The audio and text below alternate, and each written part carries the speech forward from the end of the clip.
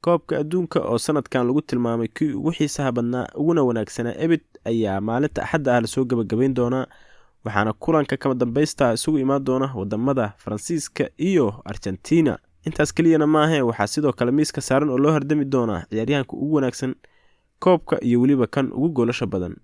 assalaamu calaykum saaxiibayaal, kusoo dhawaada falanqaynta kulanka kama dambaysta ee koobka adduunka.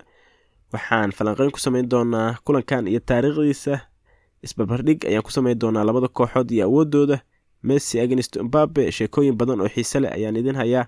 yaa ku guuleysan doona sanadkan koobka adduunka? ma Messi ayaa markiisii ugu horreeyay hana doona mase Mbappe ayaa labaysan doona? nagula wadaag qaybta commentiga saadaashaada. intaanaan falanqaynteen ugu dagelin fadlan channelka subscribe kugu cimaamad si aad u hesho wararka iyo falanqaymihii ugu dambeeyay ee kooxdaada iyo guud ahaan kubadda cagta. mahadsanid. waayahay, koobka adduunka ayaa lasoo gabagabayn doonaa maalinta axadda ah 18 bishan. kulanka ugu dambaysta waxaa isaga hor imaan doona Faransiiska iyo Argentina. kulankan ayaa ka dhici doona garoonka Lusail Stadium oo ah midka ugu weyn garoomada koobka adduunka sanadkan lagu qabanayay.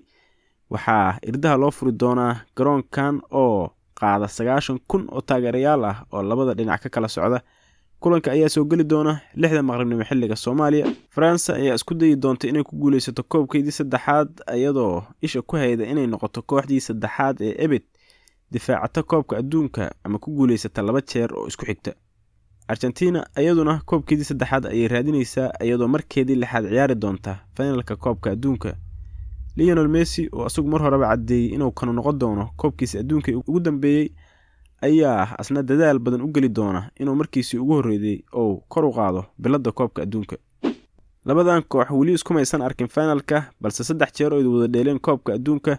2 kamid ah Argentina ayaa badisay, halka markii ugu dambeysay oo la xasuustana ay Faransa 4-3 ku badisay kulan ay ku kulmeen wareegga 16.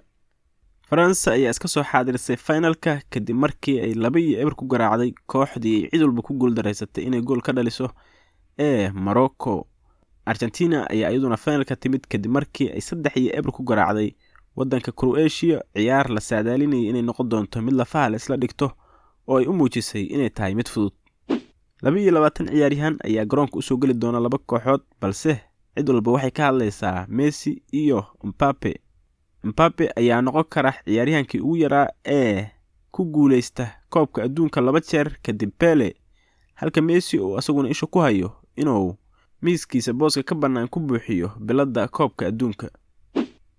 marka laga soo tago inuu kulankan yahay finalka koobka adduunka, waxaa sidoo kale lagu go'aami doonaa kulankan cidda ku guuleysan doonta biladda ciyaaryahanka ugu goolasha badan koobka. Lionel Messi iyo Kylian Mbappe ayaa min 5 gool ku haya gooldhalinta koobka, waxaana biladda gooldhalinta ku guuleysan doona ciyaaryahankii goolal badiya kulankan. haddii ay labadoodu dhaliyaan goolal tiro ahaan isku mid ah, waxaa biladda la sii doonaa ciyaaryahanka inta ugu badan goolasha caawiyay, taasoo hadda hogaaminayo Messi isagoo caawiyay 3 gool, halka Mbappe uu asaguna caawiyay 2 gool. waxaa iyaguna inay biladda gooldhalinta ku guuleystaan fursad u haysta 2 ciyaaryahan oo labadan kooxood u kala dheela, kuwaas oo kala ah Olivier Giroud iyo Julian Alvarez oo iyaguna wata min 4 gool, kuwaasoo mid kamid ah hadduu 2 gool dhaliyo iyaguna ku guuleysan doona gooldhalinta. markaan haddaan fiirino shaxda ay labada kooxood ku soo geli karaan 4-4-2 ayaa macalinka Argentina uu sanadkan inta badan door biday. Otamendi iyo Romero ayaa la rajaynayaa inay ku soo bilowdaan difaaca dhexe. Martinez, goolhaye Martinez oo sanadkan asaguna bandhigan caadi ahayn soo bandhigay, gaar ahaan marka la gaaro penaltiyada. waxaan ogeyn bandhigiisii xilligii ay ka hor yimaadeen Holland. Romero ayaa la filayaa in laga door bido Lisandro Martinez, kaasoo u muuqda inuu ku habboon yahay inuu la dhilgareeyo xaaladda halista ah ee Olivier Giroud. Acuna ayaa asagana la filayaa inuu soo laabto oo kulankii ugu dambeeyay maqnaay. Molina oo asaguna ah ninka xagga weerarka ku fiican ayaa garabka kale ku soo bilaaban doona. Alexis McAllister iyo Rodrigo de Paul, ninka shaqada ku naynaasan. shaqa haddaad maqashidba Rodrigo de Paul ayaa kugu soo dhacaya, isagoo dhaawac ah ayuu World Cup-ka sanadkan kun walba dheelay. Fernandes ninka la yiraahdo ayaa asagana ku soo bilaaban doona dhinaca hal abuurka ee qadka dhexe. Juan Alvarez oo asagana uu macalinku u soo qaatay inuu bedel u noqdo ama uu kayd oo ugu jiro Martinez, ciyaaryahanka weerarka uga dheela kooxda Milan, ayaa sanadkan noqday laacibka ay ku duulaan xulka qaranka ee Argentina marka laga soo tago Messi oo asaguna sanadkan qaatay koobkii adduunka ugu fiicnaa ebed ayaa saameyn ku yeeshay 8 gool 6 kulan uu dheelay koobka adduunka sanadkan asagoo 5 gool dhaliyay isla markaasna 3 gool caawiyay. markaan haddaan fiirino France, Lloris iyo Kunde ayaa garabka ku soo bilaaban doona. Fran iyo Upamecano ayaa la rajeynayaa inuu soo laabto oo kulankii ugu dambeeyay maqnaay. Theo Hernandez ayaa garab kala dheeli doona oo ah nin socodkiisu badan yahay ayaa kulankan hore aadkiisa yaray doona maadaama oo laga rabo inuu Messi la dhilgareeyo. Yumini ninka la yiraahdo ayaa asaguna sanadkan muujiyay in Pogba iyo Conte aysan France u baahnayn. waxaa sidoo kale qadka dhexe kula soo bilaaban kara Rabiot oo isna kulankii ugu dambeeyay maqnaay.